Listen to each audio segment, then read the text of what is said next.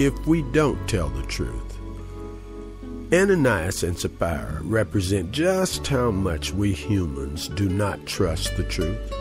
They sold a piece of property and gave half the money to the church. They lied to Peter and the apostles, claiming that the land sold for the amount they gave.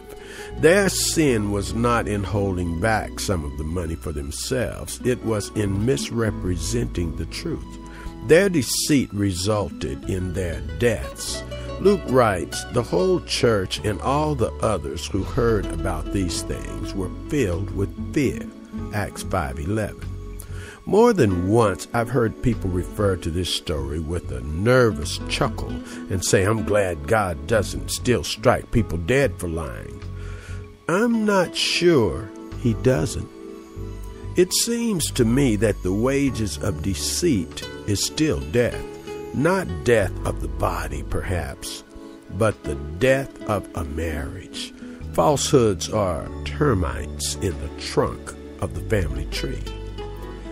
Death of a conscience. The tragedy of the second lie is that it is always easier to tell than the first.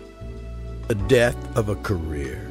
Just ask the student who got booted out for cheating or the employee who got fired for embezzlement if the lie wasn't fatal.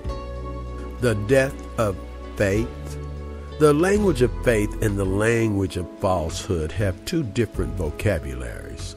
Those fluent in the language of falsehood finds terms like confession and repentance hard to pronounce. We could also list the deaths of intimacy, trust, peace, credibility, and self-respect. But perhaps the most tragic death that occurs from deceit is our witness. Listen, the court won't listen to the testimony of a perjured witness. Neither will the world.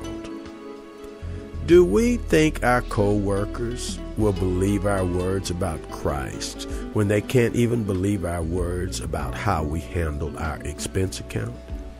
Even more significantly, do we think God will use us as a witness if we won't tell the truth? Every high school football team has a player whose assignment is to carry the play from the coach to the huddle. What if the player doesn't tell the truth? What if the coach calls for a pass, but the courier says the coach called for a run?